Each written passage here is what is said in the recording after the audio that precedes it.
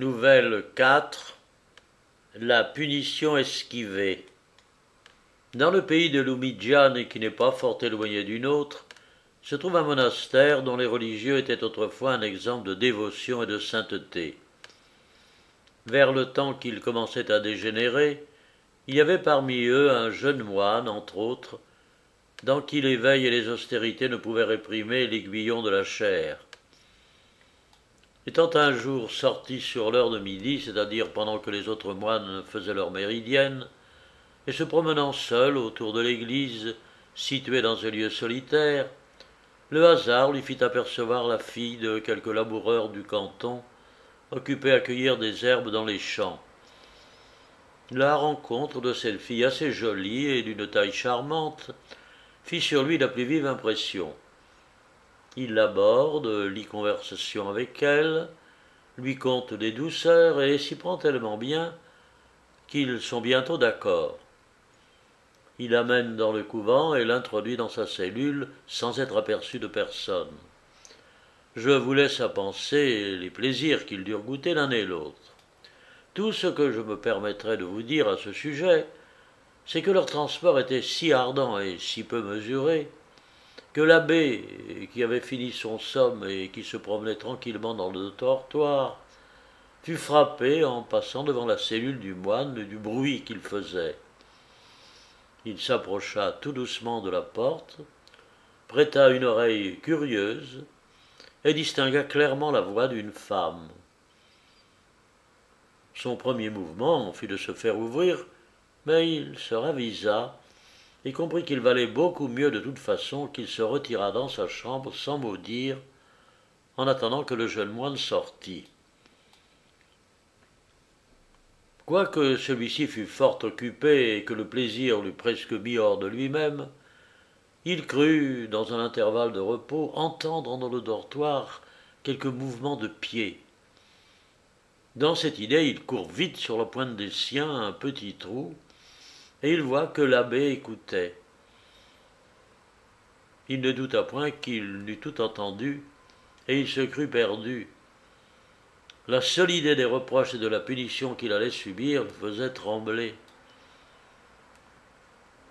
Cependant, sans laisser apercevoir son trouble et son chagrin à sa maîtresse, il cherche dans sa tête un expédient pour se tirer au moindre frais de cette cruelle aventure. Après avoir un peu réfléchi, il en trouva un assez adroit, mais plein de malice, qui lui réussit à merveille. Feignant de ne pouvoir garder plus longtemps la jeune paysanne, « Oh, je m'en vais, lui dit-il, m'occuper des moyens de te faire sortir d'ici sans être vu d'âmes qui vivent. Ne fais point de bruit et n'aie aucune crainte, je serai bientôt de retour. » Le moine sort, ferme la porte à double tour, va droit à la chambre de l'abbé, lui remet la clé de sa cellule, ainsi que chaque religieux le pratique quand il sort du couvent, et lui dit d'un air très tranquille « Comme il ne m'a pas été possible ce matin de faire transporter tout le bois qu'on a coupé dans la forêt, je vais de ce pas, mon révérend père, faire apporter le reste, si vous me le permettez. » Cette démarche prouva à l'abbé que le jeune moine était bien loin de soupçonner d'avoir été découvert. Charmé de son erreur, qui le mettait à portée de se convaincre plus évidemment de la vérité, il fit semblant de tout ignorer, prit la clé et lui donna permission d'aller au bois. Dès qu'il l'eut perdu de vue, il rêva au parti qu'il devait prendre. La première idée qui lui vint dans l'esprit fut d'ouvrir la chambre du coupable en présence de tous les moines, pour qu'ils ne fussent pas ensuite étonnés de la dure punition qu'il lui ferait subir. Mais, réfléchissant que la fille pouvait appartenir à d'honnêtes gens, et que même ce pouvait être une femme mariée et dont le mari méritait des égards, il crut devoir, avant toute chose, aller lui seul l'interroger pour aviser ensuite au meilleur parti qu'il y aurait à prendre. Il va donc trouver la belle prisonnière, et ayant ouvert la cellule avec précaution, il entre et ferme la porte sur lui. Quand la fille, qui gardait un profond silence, le vit entrer. Elle fut toute interdite et toute honteuse, redoutant quelque terrible affront. Elle se mit à pleurer.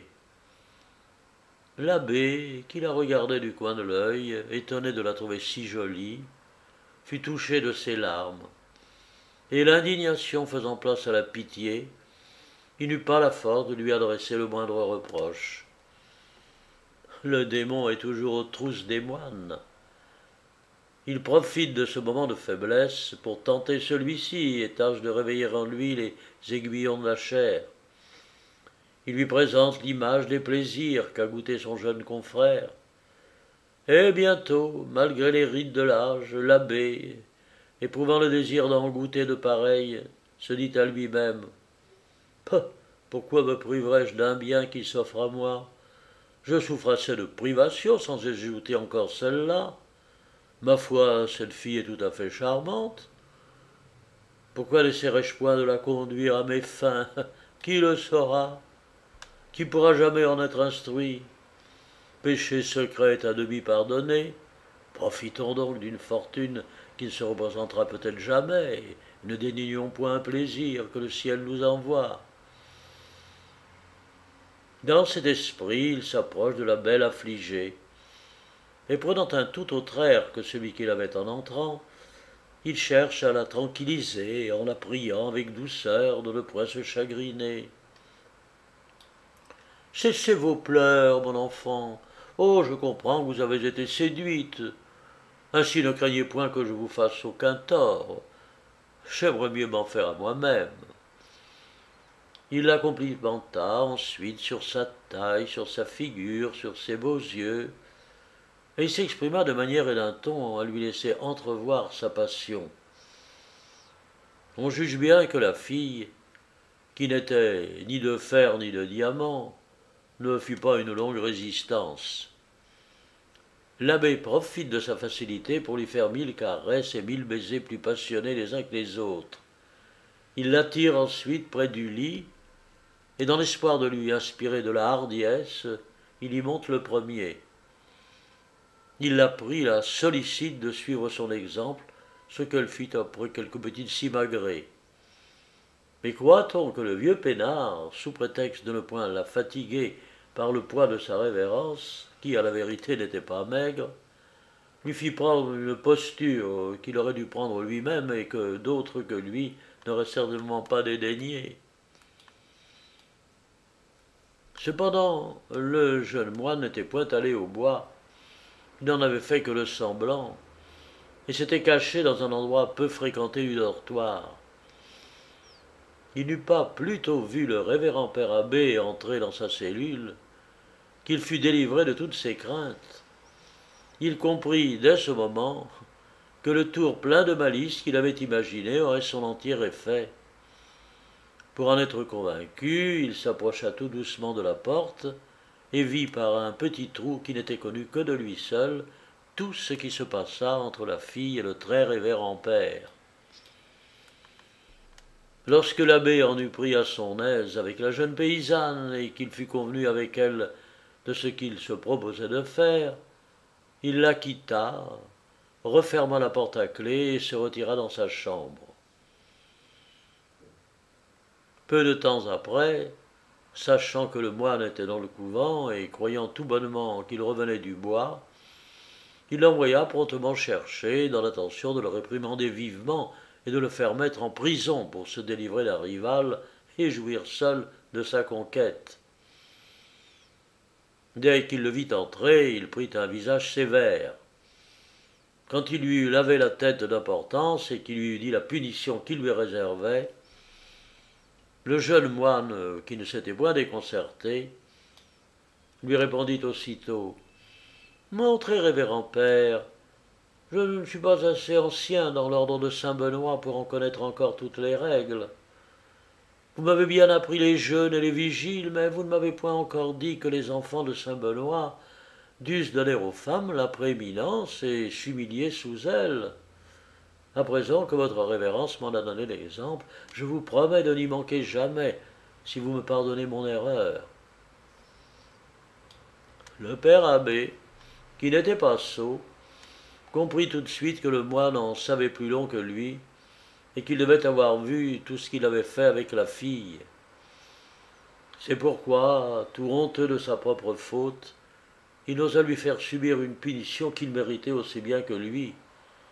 Il lui pardonna donc de bon cœur et lui imposa silence sur tout ce qui s'était passé.